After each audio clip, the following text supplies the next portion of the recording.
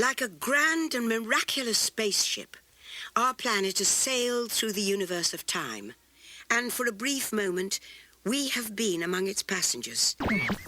You think me beautiful? Very beautiful within, Your Highness, but without a key to unlock it. And that is my gift to you. Now sit back and relax. Close your eyes and come with me on an adventure in three-dimensional sound. Remember how easy it was to learn your ABCs? Thank the Phoenicians. They invented them. While your group is together, now is a great time to pick a place to meet if you become separated in the park.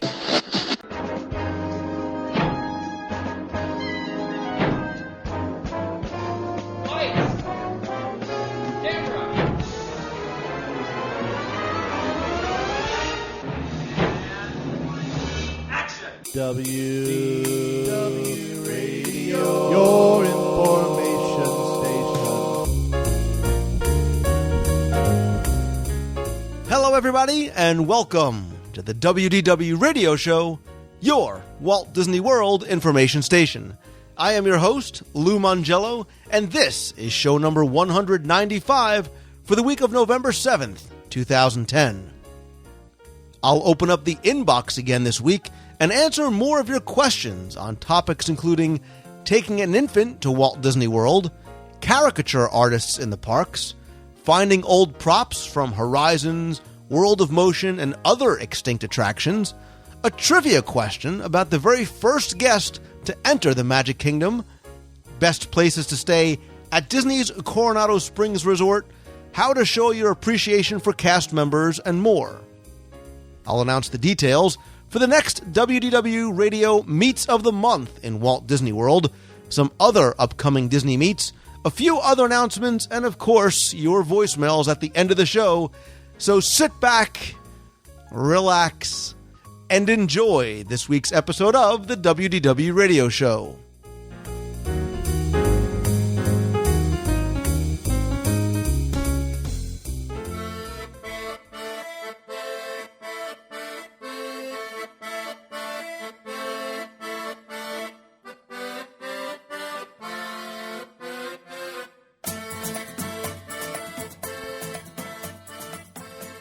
So I've always wanted to make the show not just me talking to you about Walt Disney World, but us sort of having a conversation together, and I wanted you to be a part of this conversation as much as possible, whether you came to one of the meets of the month in Walt Disney World, called in a voicemail to the voicemail line, or sent in your emails with questions about everything from vacation planning to history and Walt Disney World trivia, whatever it might be. I want you to be a part of this show because this show is about you and for you. So today, we're going to open up the inbox once again, tackle some of your email questions. And again, I have brought along some help from a good friend. You know her as Becky Mankin, the owner of MEI and Mouse Fan Travel. I have no witty introduction for you today, so I'll just say welcome back. Hey, Lou. Seems like forever since I've been back on. What's up? You're waiting for the, you're my so-and-so to my so-and-so. Yeah, I'm going to have to start coming up with some of those now, you know? You're my cousin Orville to my Isn't Rover. That popcorn? I'll work on that for the next segment. Please do. The other way, yeah. Okay. But listen, the reason why I did it because I want to get right into it. Because again, I want people to still keep sending in their questions. We're trying to get to them as timely and as quickly as possible, but we also want to give them the most complete and accurate answer. So let's get right into it. We have a good, long question. It's from Annie. She's a.k.a. Red2, wondering if that's a cool Star Wars reference on Twitter. And he says, I'm starting to get a little bit nervous about my upcoming Disney vacation. We'll be taking our son, his first trip this summer. Isaac is just going to be shy of 7 months during our vacation. Quick aside, love the fact that you're taking/brainwashing him early. While my husband and I are seasoned Disney veterans, this is our first trip in June and our first trip with a little one. We vacationed to the world with kids before, but never this young. So my husband managed to talk me into this trip because we'll be going with his aunt, her granddaughter, who's 11, both first-timers, and they love taking first-timers, they said, the aunt's friend's daughter's butcher's sister, who's 14, The aunt and the aunt's friend have volunteered to watch Isaac while they're riding Space Mountain. That's Perfect. awesome. Excuse me. So, here are my questions, or her questions. We're going to be staying at Port Orleans Riverside, and while I love this resort, I'm a little apprehensive about getting back to the resort from the parks. They're going to be using Disney transportation if the kiddo needs out of the heat or starts to have a meltdown. We've tossed out the idea of renting a car, but I'd rather just take my chances with Disney transportation rather than navigating the world with a screaming baby in the car. So, my questions, and there's multiple, are these. Excuse me. First, do the taxis around the world provide car seats? Let's hit them one by one. As far as I know, I don't believe the taxis that you'll get at the resorts have car seats. I agree. Not that I've been able to find. They do not provide them. So she then goes on to say, well, if not, can you take a baby in a taxi without a car seat? I realize this isn't the safest option, but if we need to get back to the room quickly, what other options do I have?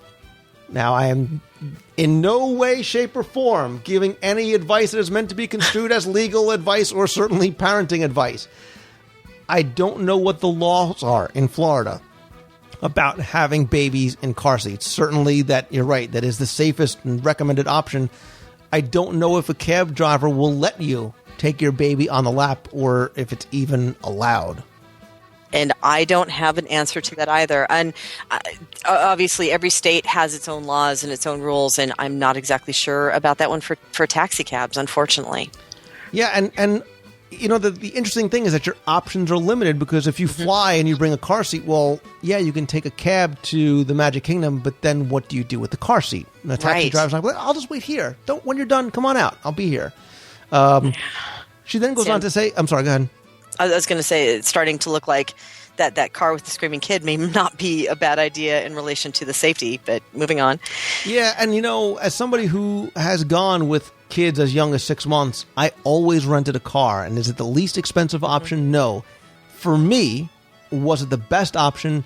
Yeah, because I was able to come and go, look, I would rather have a screaming baby in my car where I have bottles, formula, diapers, air conditioning, whatever it might be, and his car seat that he or she is comfortable in, than waiting outside at a bus station for a bus, a cab, that's going to make multiple stops or not be there on time. Right. Also be able to drive to the Goodings or the Walgreens or whatever it is if I need something else. That freedom and flexibility was a big reason why I always rented a car. She asks about Magical Express. Do they require a car seat? Again, same thing. I know I've taken my kids on my lap, even just, before they recently got out of car seats, we didn't bring it with us. Like we went on a cruise or if we took Magical Express from the airport, they weren't infants at that time. They weren't, 6, 7, 8 months, whatever it is. So I don't know. Right. What I would do is I would call Disney and find out. Well, actually, with Magical Express, there is a hard and fast rule.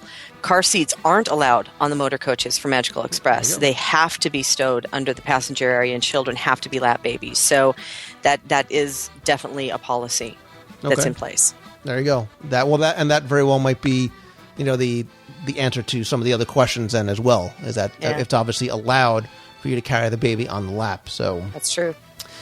She goes on to say, we're planning on utilizing extra magic hours, taking in slow afternoon breaks back at the resort. Smart move. The baby care centers, we scoped these out on our trip when I was 7 months pregnant. Great idea. Love the baby care centers. Taking in the shows, especially those that are air-conditioned, etc. Are there any other specific tips or tricks for taking an infant? I'd love to hear a show segment on taking the under 2 crowd to Disney.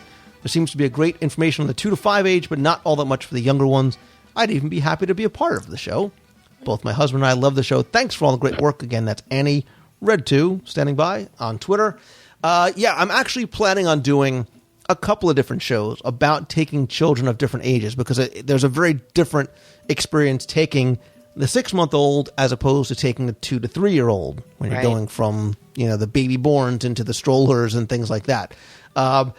As far as other tips or tricks for taking an infant, again, this really is a whole nother segment. You are definitely doing the right things. The first thing I would do was the baby care centers are your best friends. And you have to understand you are going to vacation very, very, very differently whether it's going to not being able to go to certain attractions or certain shows, because sometimes a 7-month, hey, I feel like crying. I've got a poopy diaper. I'm going to cry. Right. You have to be, cognizant of the other guests. And that's my biggest thing is, as much as this is your vacation, make sure that you're respectful of the other guests around you. So if you do have a baby that's just not feeling it, just not digging it, your best bet is to go back to the resort where you can be in your own room and sort of have the comfort and amenities, the bed and the sleep and the air conditioning and all that kind of stuff like that.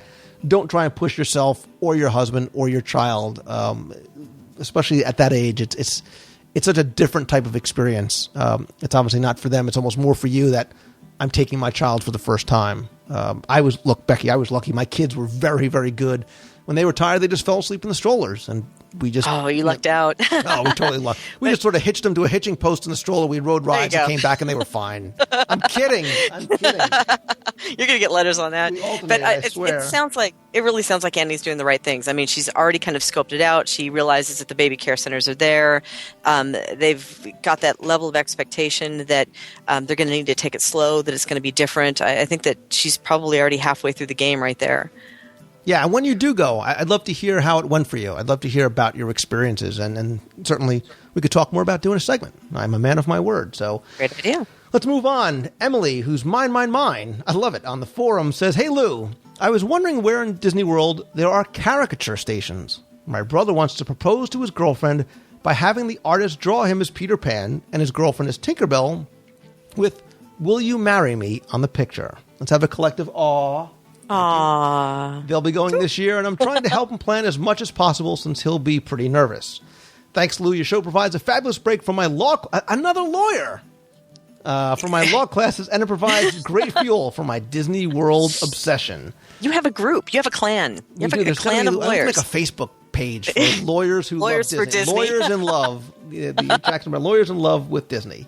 Nice. So yeah, there are a number of character stations throughout the parks, and in downtown Disney, I believe, as well. I know the Magic Kingdom, there's a caricature artist. There's also a silhouette artist right by Sleepy Hollow in Liberty Square, right outside the front of Ye Olde Christmas Shop. In Epcot, there's one in World Showcase. I think he's near France, right by the Parasol sales. Hollywood Studios, there's one by right outside the Brown Derby near the topiaries, the Fantasia Garden topiaries. And I know that there are also some in downtown Disney. I also think there's one at the Boardwalk. I think that yes, there is. There's one at the Boardwalk as well. There's definitely one at the Boardwalk. Here's my question for you. I've never seen them actually draw people as characters. I think there might be a trademark issue there, don't you think?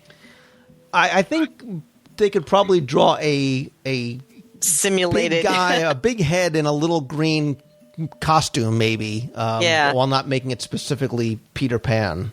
Right. I guess I just wanted to make sure to set that wonderful, appropriate level of expectation so they have a good idea of what they want. So just tell them you want the Lou Mangello pajamas, and it'll look just like Peter Pan, so you'll be all set. That's what I was trying to get you to say. I just didn't know how to get it out of you, so mission accomplished. Let me just say, underoos are underwear that's fun to wear, and I move on.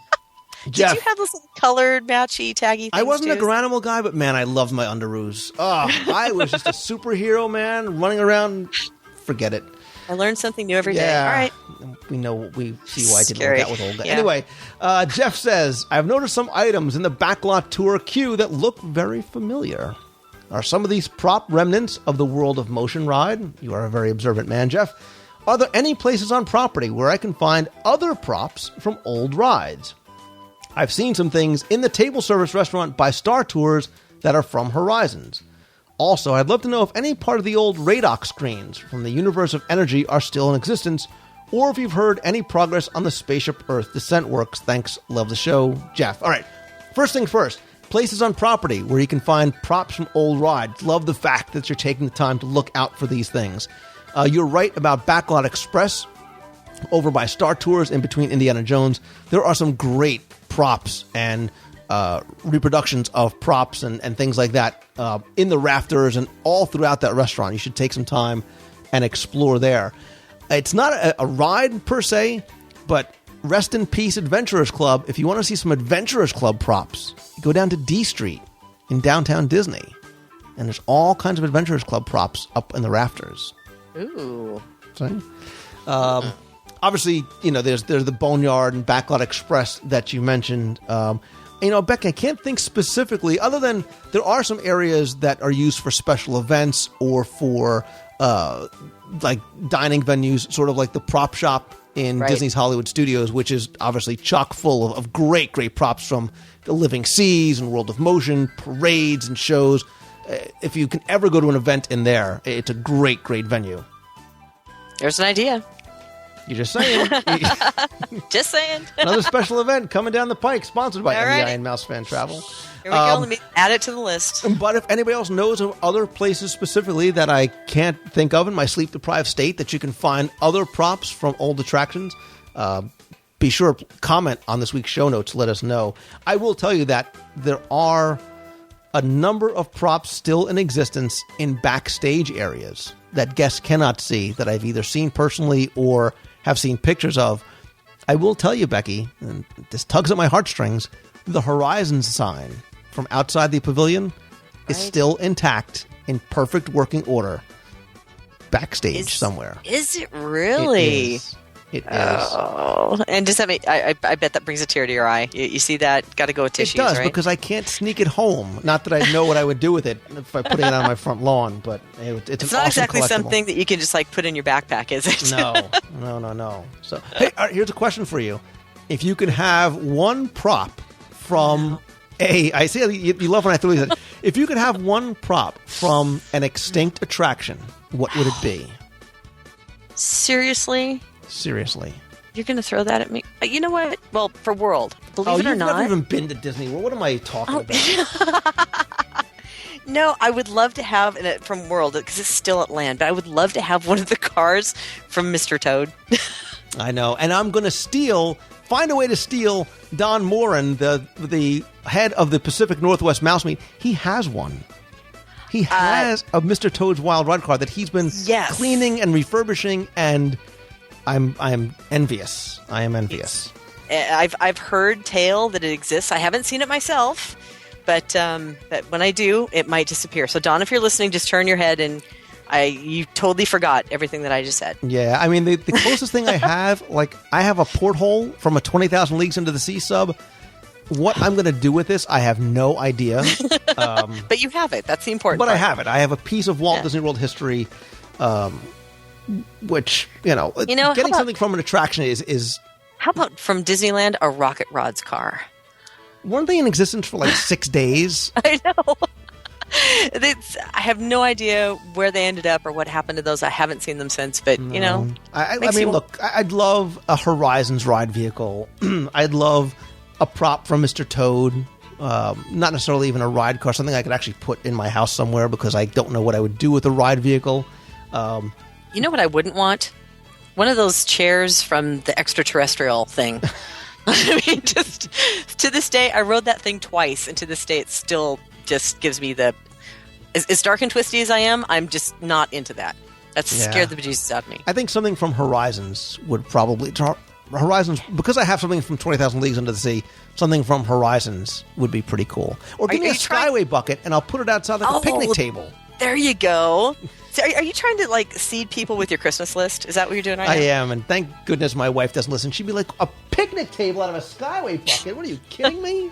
I can't wait to see your house when you're 70. Yeah. With all this stuff. When I get my stuff out of storage, man, I'm going to have to get a whole nother room, a wing, the West Wing, just for the Disney collectibles. So, nice. But yes, if anybody's listening and wants to send presents, I love extinct attraction props and stuff. Anyway, let's move on. We've got a question from Alan, I'm not Ted Nugent, who says, Lou, not sure if Disney was keeping track of this or not, but who was the first guest to enter Walt Disney World turnstiles, and did they get a prize like a season pass?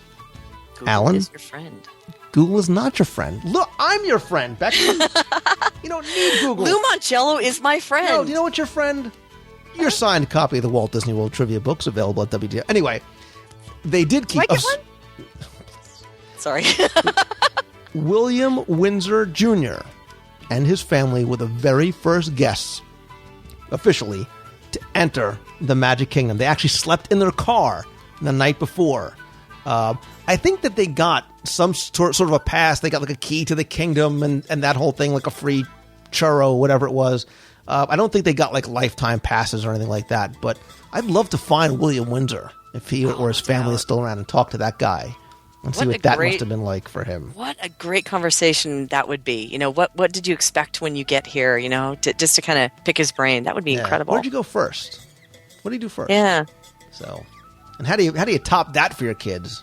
Oh, no doubt. So yeah, that's kind of a hard one, isn't it? You set the bar pretty high there, yeah, Mr. exactly. Windsor. All right, Jason Riddle moves on and says, "Hey Lou, I was reminiscing about my own father, and I'm sorry for your loss, and our trips to Walt Disney World. One of his favorite places back in the day was Ariel's at the Beach Club Resort. I was trying to do some research on the place, not a lot of it's available, and I noticed on Disney Wedding site that a location will no longer be available after September 2010. Any idea what they're doing with this space? Also, a segment on extinct restaurants of Walt Disney World would be great for the podcast, especially for us, quote, old-timers. Soundstage restaurant. There you go. Thanks, Lou. Yeah. Adventureland Veranda. Kikoman Teriyaki Burgers. Thanks. Anyway, love the site and the show. Jason Riddle.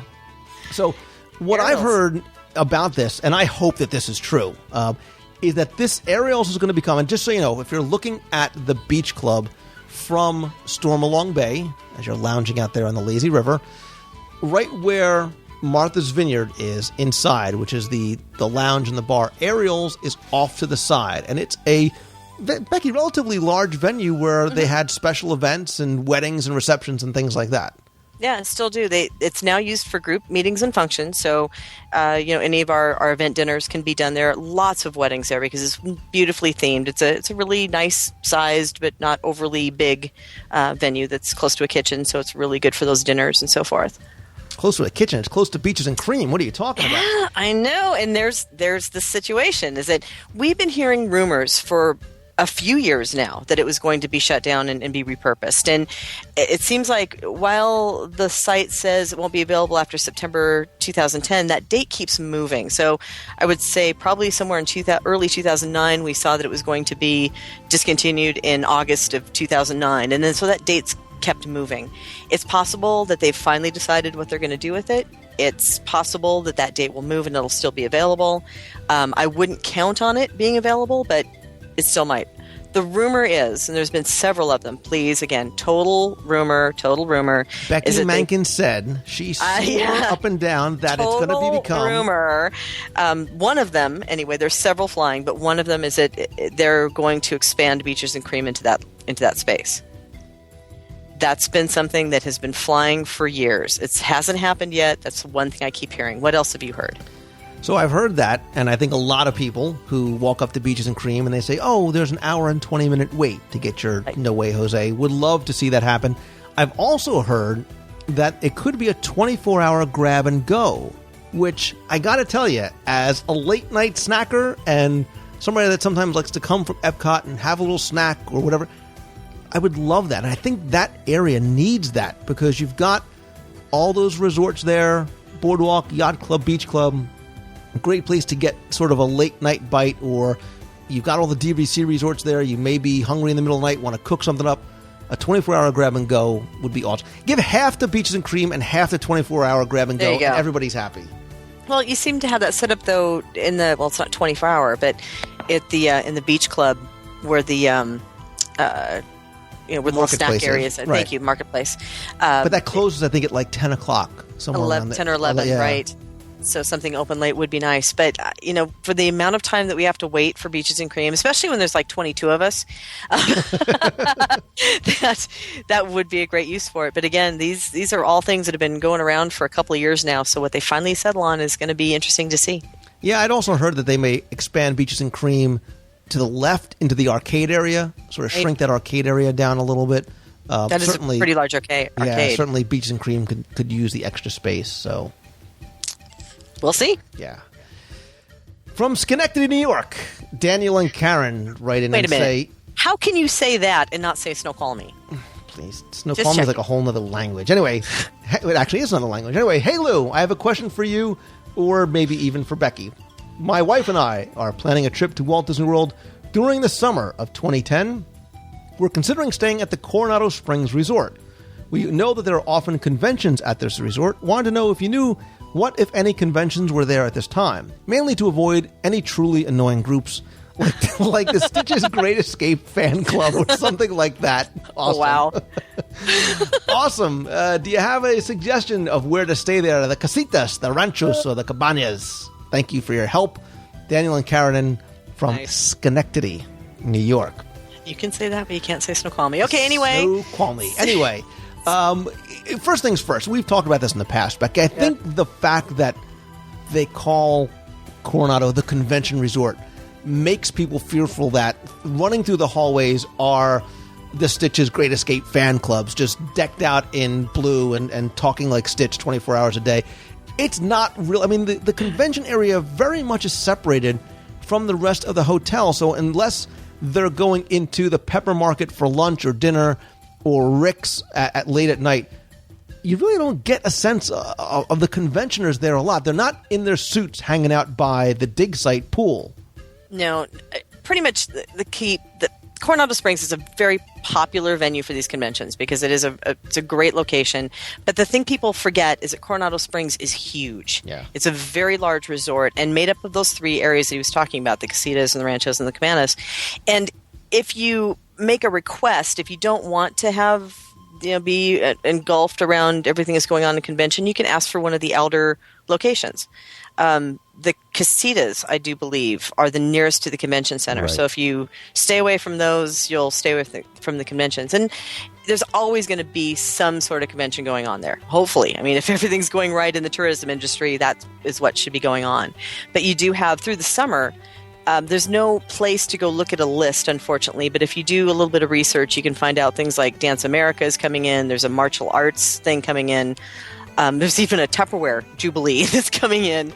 But it's constantly revolving, and every week there's going to be convention there. So, again, if you're looking to stay away from that, you stay out of the main buildings. If you're not going to hang out there for lunch or dinner, get one of those, put in a request to be out at the cabanas or out at the ranchos and closer to the dig site, to the pool, and that'll kind of keep you out of that whole convention mind frame.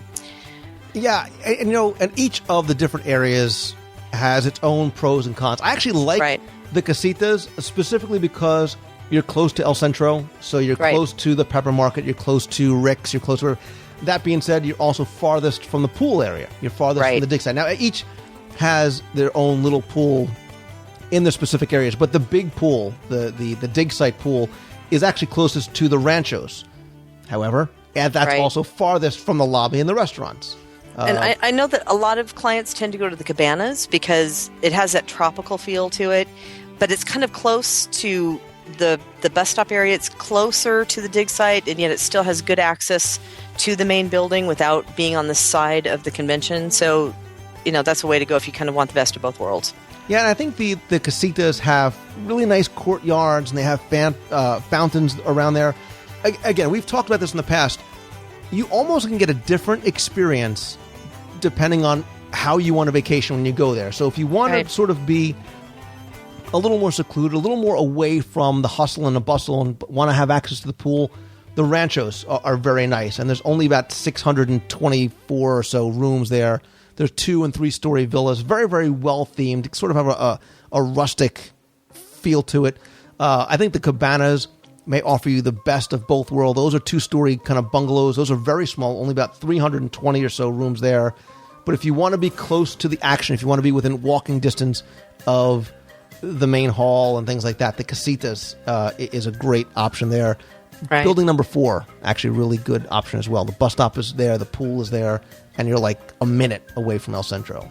Right, and if you're trying to get to the cabanas, again, as we're talking about best of both worlds, I think it's 9B that's closest to the main building.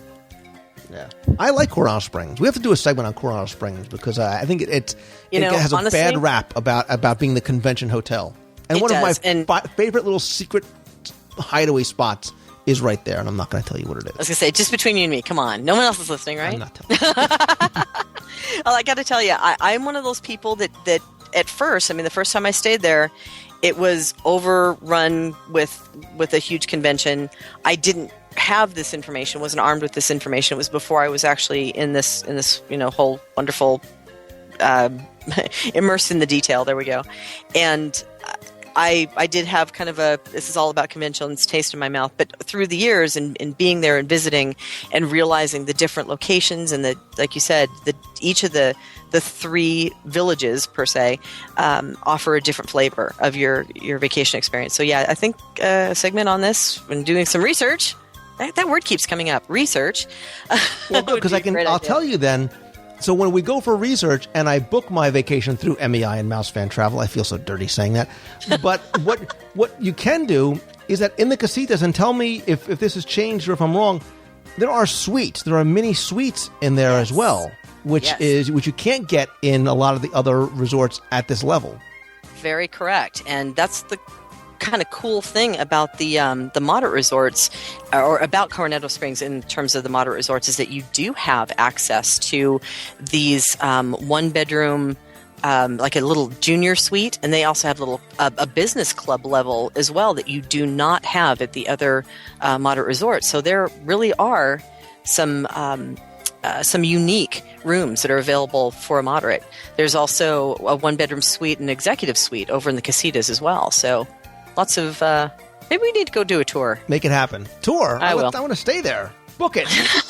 Book it, Royal Dano. Yeah.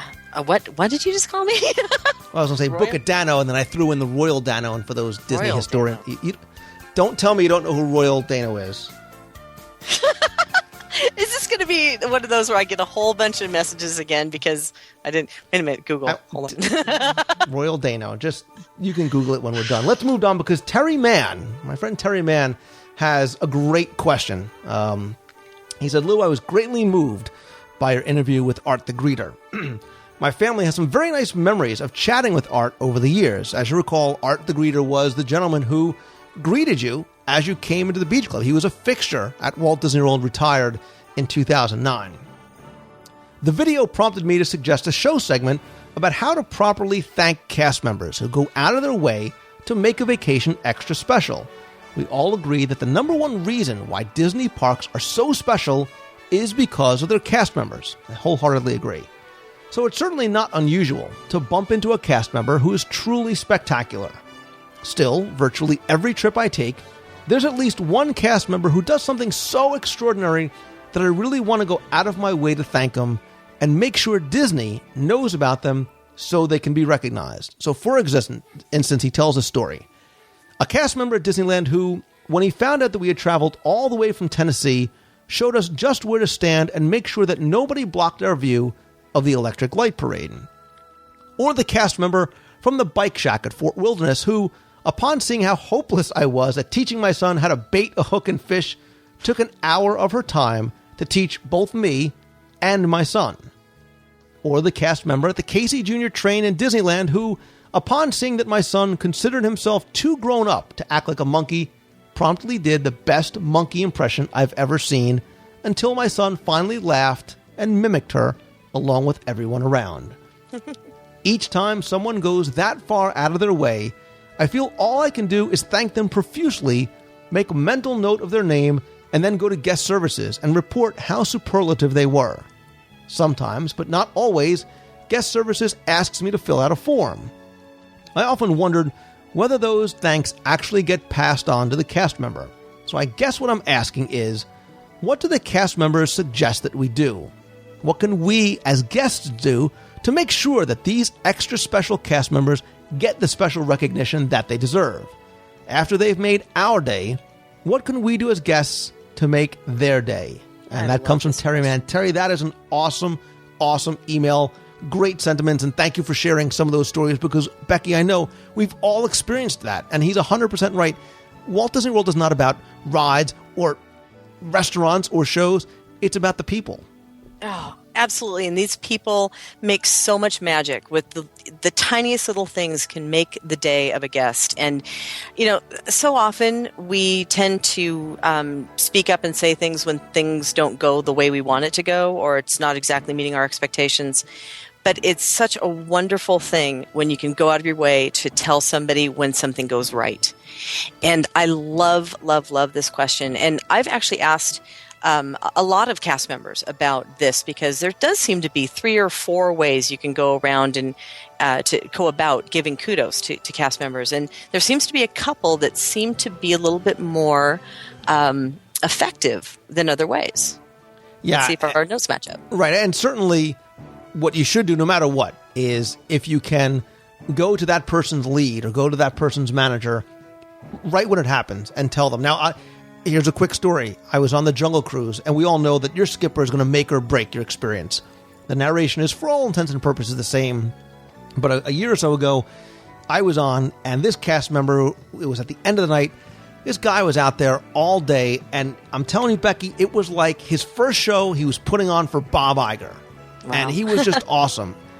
I was then on the Great Movie Ride about 6 months ago, and I will tell you that the cast member there was an actor. He was acting, and he was, even when you weren't supposed to be looking at him, he was reacting and responding and so playing up into the role as if it was, again, his first time and he was doing it on camera. And so I got off and I waited until everybody else had left, and I said, cast member came over and said, would you mind please getting out of here?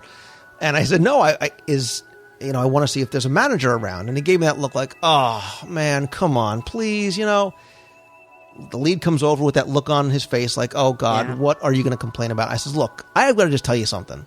I said, this guy is an exceptional cast member. And I just went on to say about how impressed I was because, look, I've seen the Great Movie Ride 300 times without question.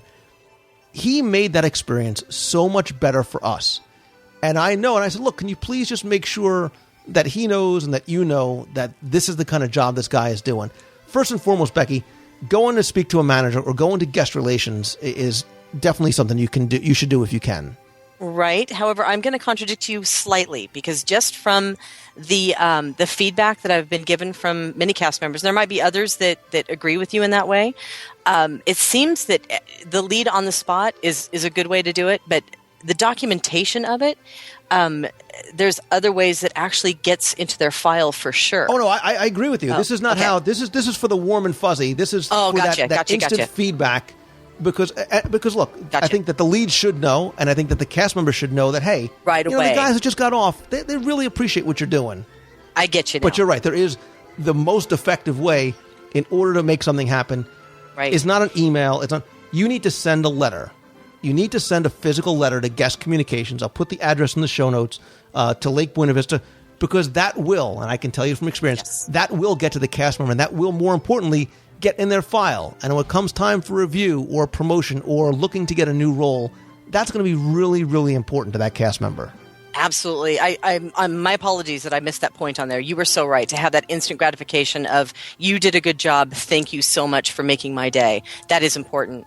One of the buzzwords to say, if you go to guest relations, ask for a guest fanatic card. That is the little card that they'll give you at guest relations that you can fill in and hand it to them. And then, like you said, you can send a letter to guest communications, or they do now have a pretty set in place process of handling the emails as well. It's pretty recent. So it's almost as good as a letter. Letter's number 1, emails number 2. But what I've done in the past, I've done all of them. I have gone up, I've asked for the lead, I've complimented the person, I have then gone to guest relations and filled out the fanatic card, and then I've sent an email on it as well, just to make sure that if anything fell through the cracks, something was going to get to their file. Because when those cast members go out of their way to make magic for you, the least you can do is spend a little time to say thank you, and that's why I love this question, and Terry is right on. Right, and you're right. If you're going to take the time to write or send or whatever it is, a note, that's going to be the most effective.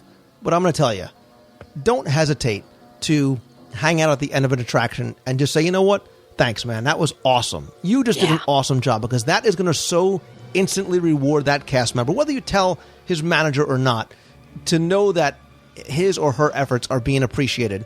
And look, the cast member doesn't have to be a ride operator. It could be the guy who is the custodian who's making the stuff, the character designs out of water, or talking to a guest or helping a guest, whoever it might be. There's nothing more than that personal, constant, and instant feedback. Absolutely. And if in this world, if we said when things made us happy, half the time is when things made us upset, this would be such a great world to live in. Becky, I just want to tell you that you're doing a pretty adequate job today.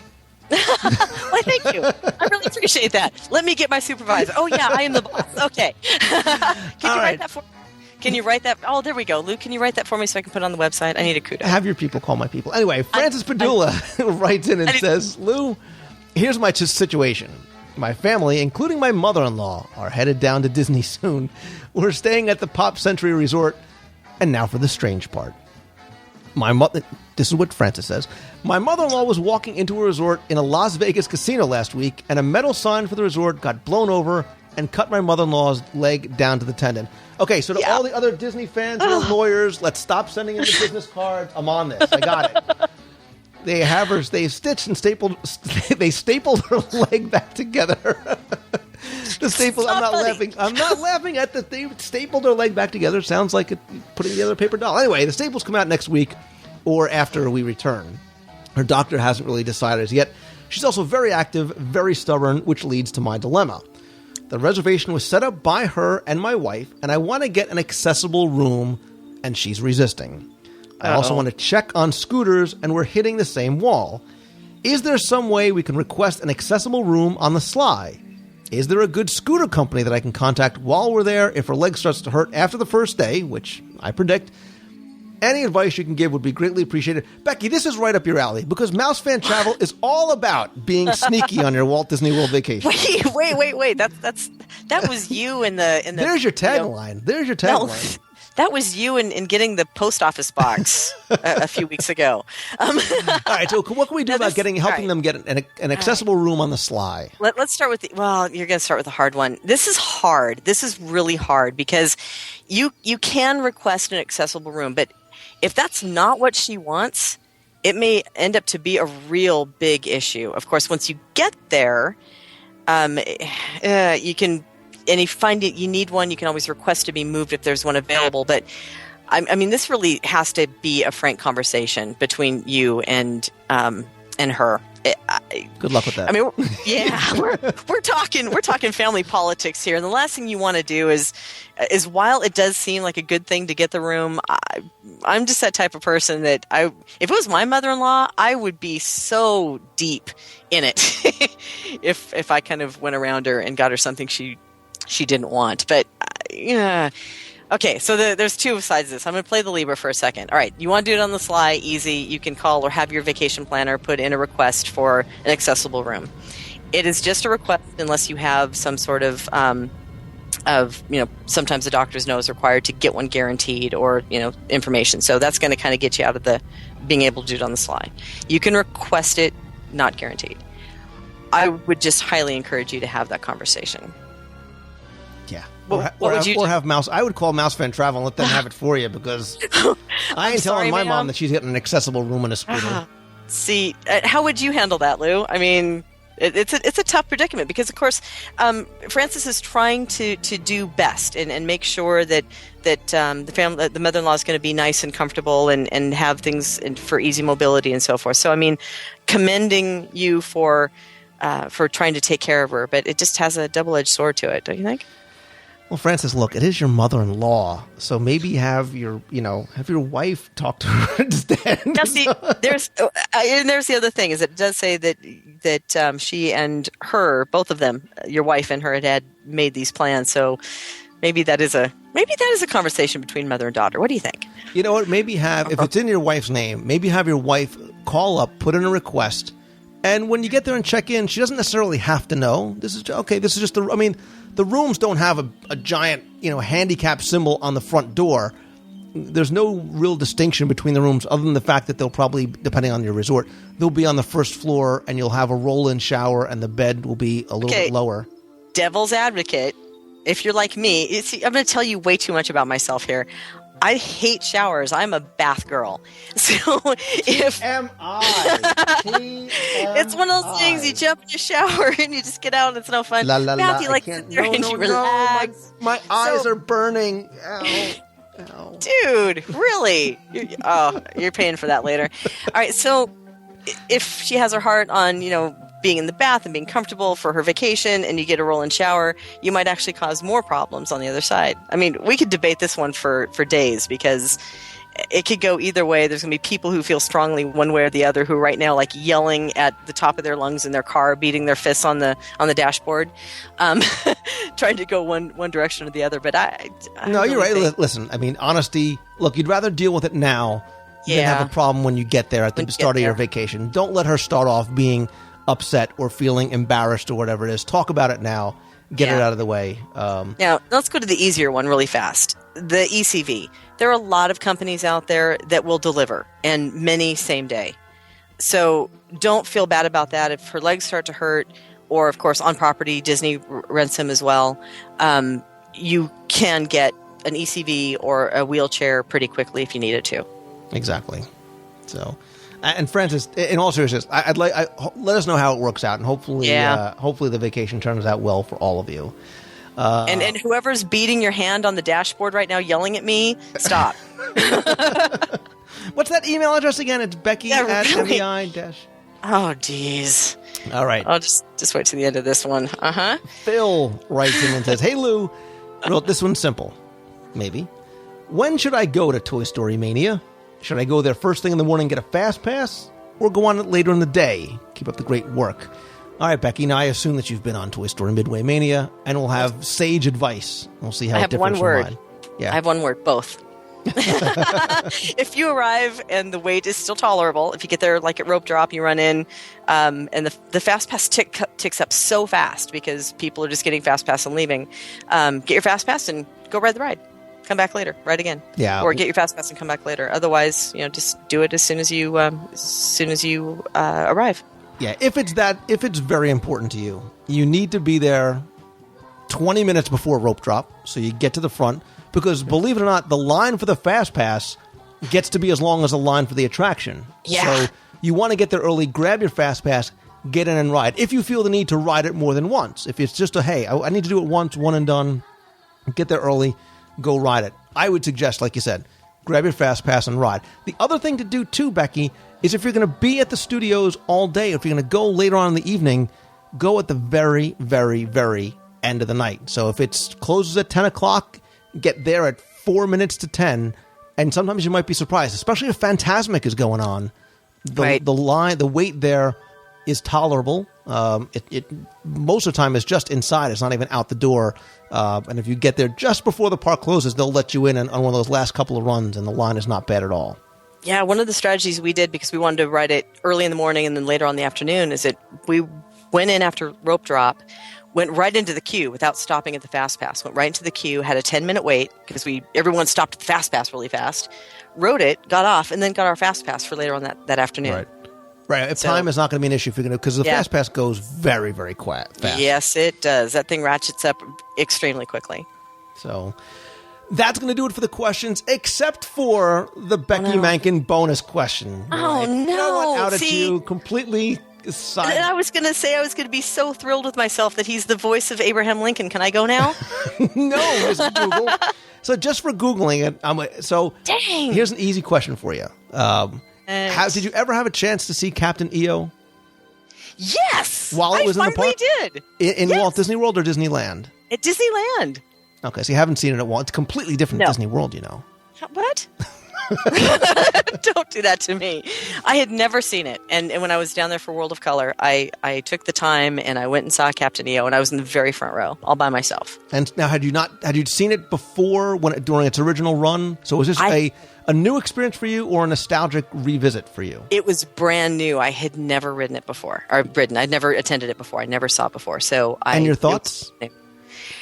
It was nostalgic.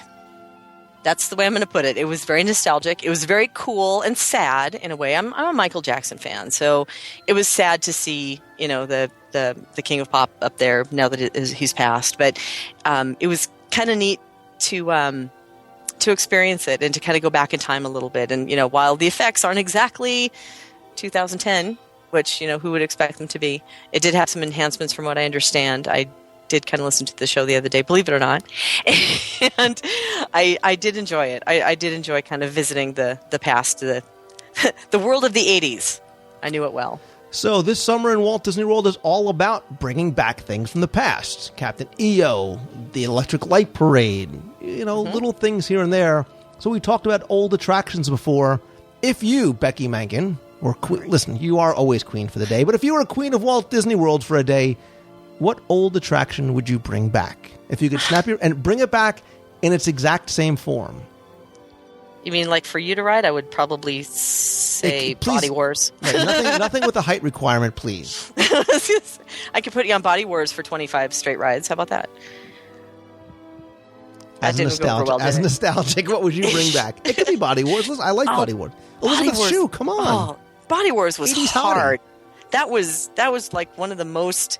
That is second only to Mission Space on the Sick Factor for me. That one did me in. Free dinner if you tell me what her name was in the attraction without Googling it. No, you can't Bing it either. Too late. Dr. Cynthia Lair. Go ahead. Who? Forget it. What attraction would you bring back? This is how you're going to... This will be your legacy. What can you bring back? Oh, there's no legacy here. You can't do that. Toad, Skyway, 20,000 Leagues, World of Motion. You know what? No, honestly... The Sea Cabs. And it rained. And it rained. And you're talking world, not land, right? That always gets me in trouble. World. Because for me, my nostalgia was at land. Because world, the first time I was there in 1996. So there's not a lot that has come and gone in that time that really stood out to me. But I will tell you, at land, and you're going to say cheater because I'm going to land instead of world, but maybe you could put it on the other direction, would be the Sky Buckets, only because that's the biggest memory I have of me and my father. Was at, riding that ride and going through the middle of the Matterhorn and looking down and seeing the not so scary ride and making him ride it over and over again, which was really fun when you're 7. At World, maybe bring back the not the original, but the last narration on the TTA. How about that? Interesting. And I open it up to the listeners as well. You want to post on this week's show notes, comment on what you'd like to see brought back in its exact same original form, much like Captain EO for the most part, exactly the same, a few new enhanced effects in the theater. What would you like to bring back? Are you a Toad guy, a 20,000 Leagues guy? Let's throw it back to you. What would you want to bring back? Can I give the lawyer answer and give you one in each park? Yes, certainly, because... Listen, I have an affinity for Mr. Toad. I do. I have a big affinity for If You Had Wings. Oh, my dad loved If You Had Wings. I never saw it. Horizons. Give me Horizons. Over the studios. Give me the walking tour. Give me the walking tour over at the studios. And give me the Discovery River taxis over at Disney's Animal Kingdom. With that, Becky Mankin, let's wrap it up. As always, for all your vacation planning needs, Walt Disney World, Retro Disneyland, Adventures by Disney, Disney Cruise Line, anywhere in the world you want to go, Becky and her team over at mousefantravel.com can help you out. Becky, thanks as always, seriously, for sharing your knowledge, your insight, your intellect, and your Googling abilities. Well, thank you for bringing me into your world, Lou. Once again, I really appreciate it. Keep those fanatic cards going. It's a scary My world, dark, isn't it? twisty world. And by the way, for those they're doing their summer cleaning, just please send any unused underoos to Lou Mangello. Thank God you said unused.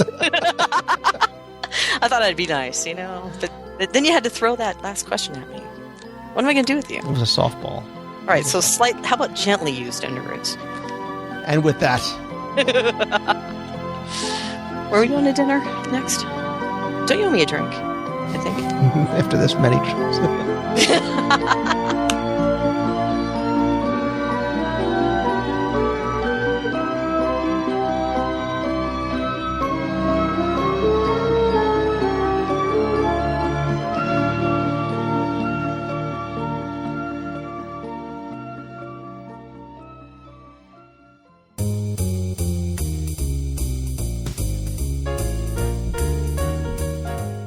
That's going to do it for this week's show. Thanks so much for taking the time and tuning in, and to everybody who sent in questions that we emailed on the show or ones I haven't gotten to as yet.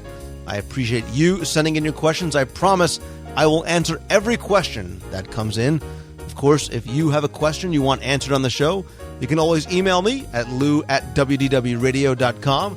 And of course, I always want you to continue to interact with me and the show, be part of the WDW Radio family and the community. So if you have a voicemail, maybe that you want to be heard on the air. You can call the voicemail line toll-free, 888-703-2171. If you want a chance to play listener Fact or Fiction, email factorfiction@wdwradio.com with your name and your phone number. You never know when I might call you, ask you 10 true or false trivia questions about Walt Disney World for a chance to win some prizes. Other ways to stay connected, come by the site over at wdwradio.com.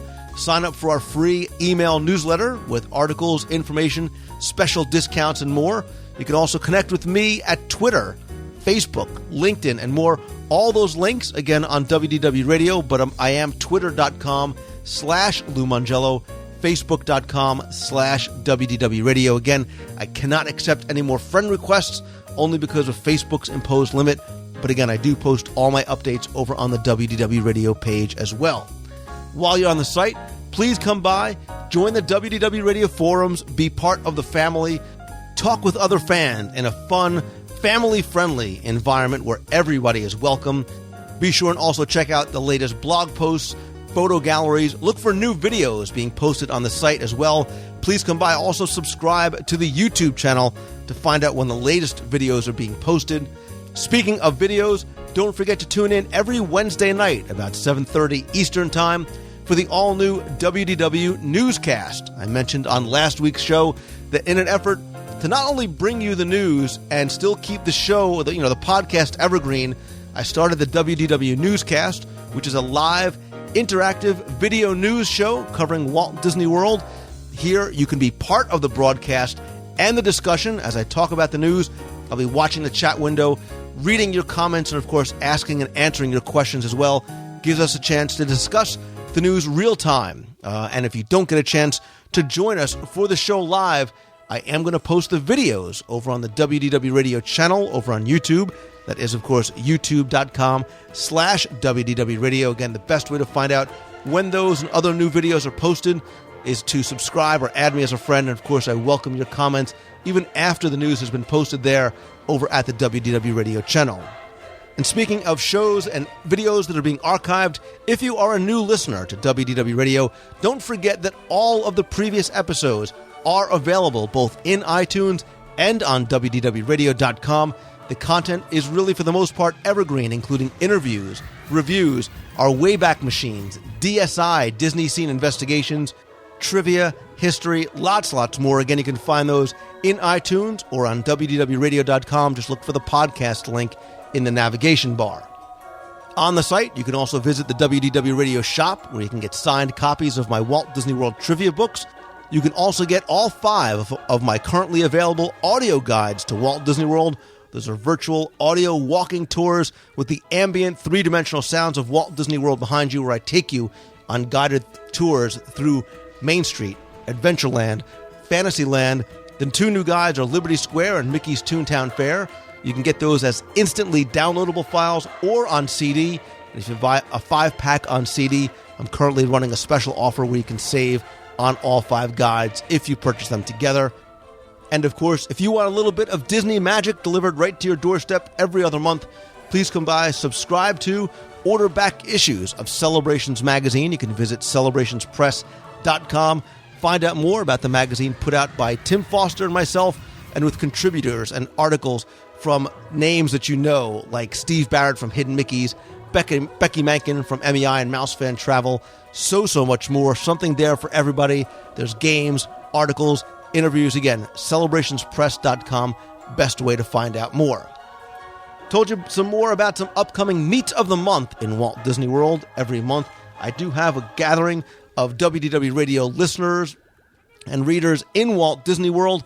This month's, for November, is going to be this Saturday, November 13th, starting at 1 o'clock. It's going to be over at the Sleepy Hollow Refreshments, the covered seating area facing the castle over in Liberty Square. I thought we would maybe celebrate the release of the Liberty Square audio guide. Tim Foster from Guide to the Magic and Celebrations magazine is going to be there as well. Please come by and say hi. Even if you join us for a few minutes, there'll be food, there'll be funnel cakes, there'll be a lot of fun. No RSVP is necessary, but we'd love to know that you're coming. You can visit DisneyMeet.com for more information and a link to the Facebook event page. If you could RSVP there, if you are a member on Facebook, that would be great. As far as December's meet, I told you I have something special planned. That's why I don't have an exact time and location as yet, but I can tell you it is going to be most likely late afternoon on Sunday, December 5th. And stay tuned to the show as well as Twitter and Facebook, as I will be posting updates with the exact time and location. Again, I do have something a little special planned for that. So if you can come by and join us for that meet of the month, by all means. And again, I'll give you more details as time goes on.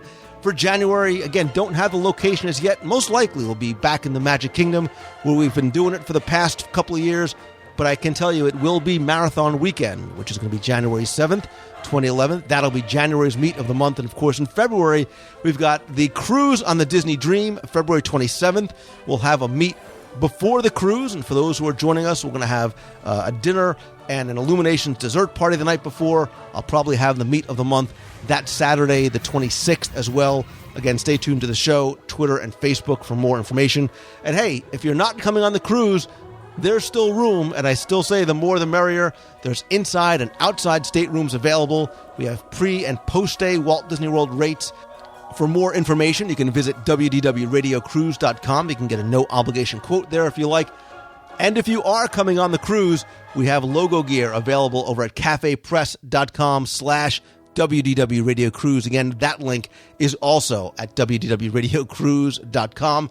Thanks, as always, to my partners and sponsors, including, of course, MEI and Mousefan Travel. They are my official and recommended travel provider for all your vacation planning needs. All-Star Vacation Homes and has more than 150 homes within 5 miles of Walt Disney World. You can visit them over at allstarvacationhomes.com. And don't forget about all the special offers and things going on over at the Walt Disney World Swan and Dolphin Hotel. You can visit them by clicking on the link right on the homepage of WDWRadio.com. I know I am forgetting something, but that's okay because I always post updates daily on Twitter and Facebook. And, of course, I can always catch up next week. So, again, if you have any questions, any comments, any thoughts, please come by, post in this week's show notes over at WDWRadio.com. And as always, my friends, and you are my friends, whether we have met yet or not, if you like the show, all I ask is that you please help spread the word. Let others know about it. Tweet out that you're listening. Share the link on Facebook. And if you like the show, please come by, review the show in iTunes and the free WDW Radio iPhone app, which you can get in iTunes as well. Thank you, as always, for taking the time. I know it's valuable, and our weeks are getting busier and busier, so I do appreciate you taking the time out of your day and out of your week to tune in and listen to the show. So until next time, remember to be inspired and get motivated and pursue your passion. And when you do, always, always keep moving forward. So until next time, I hope you have a great, great week, everybody. See ya. Hi Lou, this is Bjorn Paulson, calling in to tell you I love your show, and well, all I can really say is that it's amazing. I don't know how you do it, don't know how you sleep. Well, you said you don't sleep. I just am thrilled every week when it comes out, and I love your podcast, and got the new Celebrations. Got it in my hand, looking through it, and can't believe that you put that together and have a podcast. So keep up the great work. Bye. Hey, Lou, it's JV. How are you? Hey, listen, just want to let you know I went to podcastawards.com and nominated your show for both Best Travel and Best Produced Show. Good luck. Hopefully you'll win them both this year. Again, I went to the podcastawards.com and put in my nomination. So looking forward to the voting and looking forward to your show winning both categories. Hope all is well. Talk to you soon. Hey, Lou, it's John O. from South Carolina. We just got off the Disney Magic. We sailed for a week, went to St. Martin, St. Thomas, Castaway Cay. We got to hang out with an Imagineer, Mark Cole. He actually is doing Fantasyland upgrades and updates right now. That's what he's in charge of. But he also helped design Castaway Cay, and we actually got to go with him on Pelican Plunge for his first time. actually going on the water slides since he designed it. But it was a great time. We're headed to Coronado Springs Resort to stay for a couple days at Disney World. Maybe we'll see you there. See ya. Hey Lou, it's Katie from Parsippany, New Jersey. I just finished listening to the top 10 educational things to do at Walt Disney World, and I thought I might call in just to talk about what was probably, my most favorite educational experience. Period. It was in 2001, and it was in a high school band trip, and we participated in Disney's Magic Music Days. Now, it's not really open to the public, so it really wouldn't qualify for any top 10 lists. But if you go with a high school group, what we got to do is that we got to meet backstage with one of the musician cast members. In our case, we got to meet up with the bass saxophone player from the Fantasyland Woodwind Society. It's a sax quartet that you sometimes see it around Fantasyland. He occasionally, apparently, he also occasionally doubles on clarinet at some of the beer garden shows. Like if the primary member usually gets sick, like if he gets sick or something. So yeah, we got to meet in this recording studio. My high school band and this guy that was doing the workshop with us, and we got to sight read through a few tunes, and he talked a bit about what it was like being a musician in the Disney parks, and how you would be expected to memorize a lot of music really quickly, all of the Disney tunes and all that. But the highlight of the whole experience was at the end. We were given a piece of music, which was actually the score of the ending to the Tarzan film, the Tarzan animated movie. So we read through the music a few times, and then we actually got to record us playing the score. And then we got to see the last few minutes of Tarzan. Seeing Tarzan and Jane surfing through the trees and all that stuff. But instead of hearing Phil Collins' music, the Two Worlds song, we were hearing the recording of us instead. So we got to actually had the opportunity to play and record a score for a short snippet of a Disney film. And that was just amazing. This once in a lifetime opportunity that I'll never be able to do again. I did Tarzan.